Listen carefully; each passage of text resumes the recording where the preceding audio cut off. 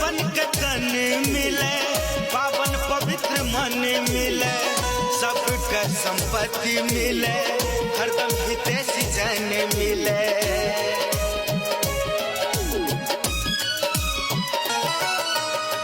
रूप यौवन के तन मिले, पावन पवित्र मन मिले, सबके संपत्ति मिले, हरदम हितैषी जन मिले। दिन दुखी सदा सुखी सबक ये घड़ी, एनिवर्सरी एनिवर्सरी।